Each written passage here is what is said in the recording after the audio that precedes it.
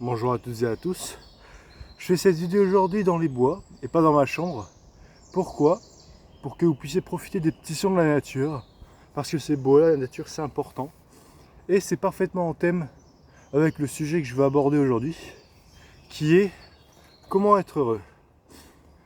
Alors comment être heureux, c'est la question que se pose l'homme depuis la nuit des temps. On veut tous le bonheur, on le cherche tous.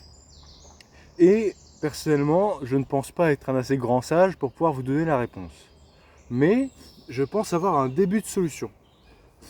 Et ce début de solution vient d'un livre que j'ai lu il n'y a pas longtemps, Introduction à la philosophie de je sais plus l'auteur, je sais plus l'auteur. Tapez Introduction à la philosophie, c'est un gros livre, très intéressant. Donc il y a plusieurs chapitres, et il y a un chapitre qui parle justement de l'amour. Et on se dit d'accord, l'amour c'est important au bonheur, mais ça fait pas tout. Or quand on y pense, parce que le bonheur finalement, c'est l'amour de soi, l'amour des autres, l'amour de sa situation. Et quand on est amoureux de sa situation, on est dans le bonheur. Donc, dans ce chapitre-là, il parle de plusieurs choses. Et à un moment, il parle de la définition d'amour des Grecs. Parce que nous, aujourd'hui en France, en français, on a plusieurs définitions. Pour l'amour, on a l'amour, l'amitié, le désir, l'envie, la joie, etc. On a un ensemble de mots qui définissent un peu l'amour ou le sentiment de bonheur. Les deux sont étant plus ou moins liés. Or, il justifie qu'en grec, il n'y a que deux mots pour dire amour. Il y a l'amour qui définit l'amour de ce qu'on a et l'amour de ce qu'on n'a pas, de ce que l'on veut, de ce dont on a envie. Par exemple, moi, j'aime la PS5, la nouvelle PlayStation qui vient de sortir, parce que je l'ai pas, ça me crée de l'envie et tout, donc quand je la vois, je suis amoureux. Je ressens du bonheur à me dire est-ce que je vais pouvoir l'avoir, de l'envie, etc. Ça, c'est le premier type d'amour. Et le second type d'amour, c'est l'amour de ma vieille Wii. J'ai une vieille console et je suis content de l'avoir. C'est un amour un peu, comment dire, un peu barbare. Je suis content, c'est mon vieux truc à moi. C'est pas du tout véridique, pas du tout, non, pas véridique parce que je l'aime vraiment, mais pas du tout vérifiable. C'est juste, c'est un vieux machin, un petit bout de bois qu'on aime bien, on va être amoureux du bout de bois. Et en quoi ça va nous permettre de trouver le bonheur? Parce que autour de moi, il y a certaines personnes qui sont pas forcément dans le bonheur ou qui ont du mal à le trouver, etc. Et j'avais envie de faire une vidéo justement pour vous expliquer un peu ma façon de voir les choses. Et ma façon de voir les choses, ça va être quoi? Ça va être avoir envie, le premier bonheur, qui est le bonheur de ce qu'on n'a pas. Avoir une nouvelle PlayStation, l'amour qu'on ressent envers une personne qu'on aime bien et on aimerait bien que ce soit notre copine, l'amour qu'on ressent vis-à-vis d'elle, l'amour qu'on ressent vis-à-vis de l'argent qu'on va recevoir à la fin du mois, de ce qu'on va pouvoir acheter, l'amour de la nouvelle Porsche, voilà, trop content, je l'aime et tout, c'est ma passion. C'est le premier amour. Et pour moi, cet amour-là, ce qu'il dit dans le livre, et dont je suis totalement d'accord, c'est que c'est à la portée du premier venu. Tout le monde aime ce qu'il n'a pas.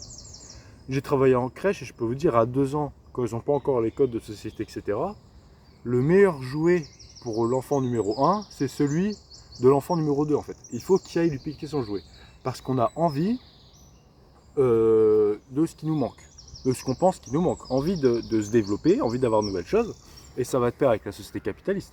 On a envie d'évoluer, on a envie d'augmenter de gamme, on a envie d'avoir la nouvelle génération, la nouvelle version, société de consommation, société de consommation, société de consommation. Et ça entraîne de plus en plus de dépression, etc. De plus en plus de la recherche du bonheur, on a du mal à trouver le bonheur. Et moi, comment je pense, je parle bien français. Non, ce que je pense vis-à-vis de ce sujet, c'est qu'il faut chercher le bonheur dans la deuxième catégorie. L'amour de ce qu'on a. Regardez, vous êtes au fond du trou. Vous avez quoi? Vous avez 2 bras, 2 jambes, une tête, 2 yeux, 2 oreilles. Peut-être que vous avez une jambe en moins, un bras en moins. Mais il vous reste quand même les autres membres, il vous reste quand même vos yeux, il vous reste quand même les gens autour de vous si vous en avez. Ou si vous n'en avez pas, il vous reste la possibilité de parler, de croiser d'autres personnes. Il y a plein de choses qu'on a en fait, qu'on ne se rend pas compte. Aujourd'hui, regardez, moi c'est simple, comment ne pas être malheureux? Se dire, bah moi je suis en France au XXIe siècle. Et là tu es en mode, ah franchement il n'y a pas de quoi se plaindre quoi. Si je tombe malade, ce sera pris en charge en d'énormes parties, pas comme dans d'autres pays où si on tombe malade, ben, ça va tout de suite compliqué, etc. Et je me dis, je suis en France au XXIe siècle, déjà ça me remplit de bonheur. Parce que je me dis, j'ai une histoire de fou, j'ai un patrimoine culturel, etc. Je suis dans un pays, dans un grand pays reconnu et aimé de la plupart des gens. Je suis au XXIe siècle, donc c'est-à-dire je risque pas de me faire tuer par un combat armé entre la France et l'Angleterre à n'importe quel moment, je risque pas de mourir de la famine, je vais pas devoir travailler jusqu'à 50 ans à me casser le dos, puis à partir de 50 ans mourir de faim parce que le système de retraite n'existe pas, et où je vais mourir, ou alors je vais vivre avec mes petits-enfants, etc., et ils vont me voir aller moins en moins bien, etc. Non, je suis au XXIe siècle, dans un pays hyper développé, donc déjà je suis dans une situation, parce que je suppose que si vous écoutez en français, vous êtes en France ou dans un pays francophone, et déjà c'est super bien. On est au XXIe siècle, on est déjà refait de ce point de vue-là. On est au sommet dans l'évolution de la vie humaine. Peut-être qu'il y avait un sénateur romain qui vit sa meilleure vie, mais le plus grand roi à l'époque ne vit pas la vie du mec moyen maintenant, parce qu'il a accès à la santé, il a accès à l'information, il peut se renseigner, il peut voyager, il peut faire plein de choses. Donc déjà on a une chance pas possible. Déjà, ça c'est censé être la première chose qui nous procure du bonheur. C'est se rendre compte de la chance qu'on a. Et la deuxième chose qui peut procurer du bonheur, c'est par exemple des trucs tout simples. Vous voyez cette coupe de cheveux là moche, ou les cheveux qui rebiquent à l'arrière. Ça c'est parce que je sors de la douche et donc mes cheveux rebiquent. Mais ils rebiquent en général pourquoi? Parce que je suis pas allé chez le coiffeur. C'est mon père qui m'a coupé les cheveux. Alors peut-être que vous n'avez pas de père, peut-être que vous n'avez personne pour vous couper les cheveux.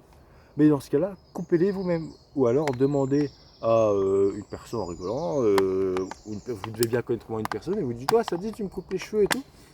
Et je peux vous le dire, pendant tout le temps, mon père m'a coupé les cheveux, j'ai rigolé. On s'est marrés tous les deux. Parce que, ok, je tenais pas beaucoup à ma coupe de cheveux. Et si vous voyez les vidéos d'avant, j'ai les cheveux un peu plus longs et tout, et là c'est un carnage. Mais c'était un plaisir en fait. La situation même de me couper les cheveux était un plaisir. Donc pour moi c'est le deuxième moyen de toujours être dans le bonheur, de jamais tomber dans le malheur. C'est-à-dire, numéro 1, avoir conscience de ce qu'on a et aimer ce qu'on a. Numéro 2, créer des situations qu'on peut créer facilement et être content. Si moi demain je suis content parce que je vois la nouvelle Porsche, un jour je l'aurai, c'est un bonheur factice. C'est pas un vrai bonheur, c'est une envie. Et l'envie, je suis pas sûr que ça mène au bonheur, parce qu'au bout d'un moment, il y a quand même voilà, l'envie, c'est lourd. C'est lourd au bout d'un moment. Avoir toujours envie, jamais être dans l'instant et apprécier l'instant. Et ben moi, le fait que mon père m'a coupé les cheveux, on a fait ça un après-midi, j'étais en slibard, et voilà, et puis il me coupe les cheveux au plein milieu de la cuisine. Et ben c'était un plaisir. Et il y a plein de situations comme ça. Demain, vous faites des pâtes, et ben je sais pas moi, quand vous faites des pâtes, allez chercher des épices, rachetez des épices, et rendez-vous compte que vous dites, j'ai des épices de l'autre bout du monde que je mets dans mon assiette, et appréciez au maximum cette nouvelle saveur. Appréciez au maximum ces nouvelles expériences. Ça, c'est le deuxième moyen. Et le troisième moyen, qui est le plus complexe, parce que, alors je m'excuse 2 secondes, je vais me moucher. Attendez 2 secondes. Hop, on commence à faire du montage dans les vidéos. Non, je vais juste appuyer sur le bouton pause. Faut pas trop t'espérer non plus. La troisième chose qui est la plus dure à avoir, parce que se rendre compte de la chance qu'on a, à part si on est dépressif, ou alors qu'on a des gros problèmes, tout le monde peut y arriver. Savoir se créer ses petits plaisirs, ça peut y arriver. Mais la dernière chose la plus dure, c'est savoir se défaire de l'envie. Savoir ne pas, quand on voit une belle voiture, à dire ah j'ai trop hâte de la voir et tout. Ou alors quand on voit une nouvelle console, je veux la nouvelle console parce que c'est la dernière. Quand on veut une jolie fille, je veux être copain avec cette jolie fille, ou je veux être le petit ami de cette jolie fille parce qu'elle est magnifique, parce que voilà, on va faire des dingueries et tout, ça va être trop bien, et puis elle va être trop belle, et puis ça va être un plaisir, et puis je vais me vanter toutes mes qualités et tout. Non. Et ça c'est le dernier point de l'envie, c'est le plus difficile parce que notre société nous pousse à être dans la consommation, à vouloir plus, vouloir plus, vouloir plus. Et là, comme je vous ai dit, je fais cette vidéo au milieu de la forêt parce que finalement, entendre ces petits bruits d'oiseaux, ça me permet de profiter au maximum de ce que j'ai, du moment présent. Faire du sport, ça me permet au maximum de profiter de mon corps et de mes capacités et de se rendre heureux. Et quand tu es au milieu de la forêt, ce que j'avais au milieu quand j'ai fait Saint-Jacques-de-Compostelle, j'avais un peu cette notion. Quand tu marches, tu te rends compte finalement, marcher 300 km, tu te rends compte, avoir la dernière voiture, être connu, être à la mode, franchement tout ça c'est bien, hein, ça fait rêver, hein, mais au bout d'un moment je pense plus que ça empêche la majorité des gens d'être heureux de leur situation que ça ne les fait progresser. Le nombre d'amis que j'ai qui ont des grosses voitures ou qui veulent des grosses voitures, et c'est leur vie, une fois qu'ils l'ont ils sont contents, mais la seconde d'après ils veulent la nouvelle voiture, ils veulent la voiture la plus puissante. Donc c'est bien, ça peut être un moteur pour évoluer dans la société. Mais finalement, évoluer dans la société, si c'est juste pour avoir des envies de plus en plus élevées, de plus en plus difficiles à remplir, ça peut convenir à certaines personnes, mais ça ne conviendra pas à la majorité. Et moi aujourd'hui, voilà, je vais faire un petit métier, je vais être content de mon petit métier. Je vais rentrer, je vais peut-être pas avoir la dernière voiture à la mode, mais je me contenterai de ce que j'ai. Et c'est magnifique, c'est pas de la faiblesse de se contenter de ce qu'on a, c'est de la sagesse intérieure. Le grand sage, il ne veut pas avoir toutes les maisons du quartier. Il veut avoir sa maison, il veut avoir son espace, ses libertés, et jouir au maximum de ses libertés. Parce que si on a des libertés comme ça, donc la taille de ma main, de mon poing, et qu'on en profite au maximum, bah, ça vaut bien plus que si on a une liberté qui vaut les 2 points, qu'on peut aller partout dans le monde à n'importe quel moment, mais qu'on n'est jamais libre, qu'on est toujours dans l'envie, qu'on est toujours dans la recherche, comment faire ci, comment faire ça, comment gagner ci, bah, on ne trouve pas le bonheur en fait. Donc le bonheur, c'est déjà savoir gérer son espace de vie, et voilà, et en tirer le plus de bonheur possible. Et pas toujours regarder vers l'extérieur, vers ce qu'on n'a pas, vers ce qu'on a envie d'avoir, pour au final être triste ou alors aller chercher encore plus loin et ne jamais se satisfaire de ce qu'on a. Pour moi, c'est un des plus gros fléaux et c'est ce qui fait que la majorité des personnes sont tristes. On voit une personne triste dans la rue, tu te dis ouais mais t'as 2 bras, t'as 2 jambes, t'as une assurance maladie, t'as une famille auprès de toi. Tu as le droit d'être triste, tu as le droit d'être aidé, c'est encore un des magnifiques.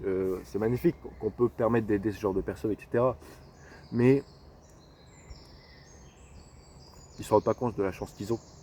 Et ils s'en rendront compte, j'espère. Mais voilà, c'est un objectif à avoir, vraiment de se rendre compte de la chance qu'on a et profiter au maximum de son espace de vie.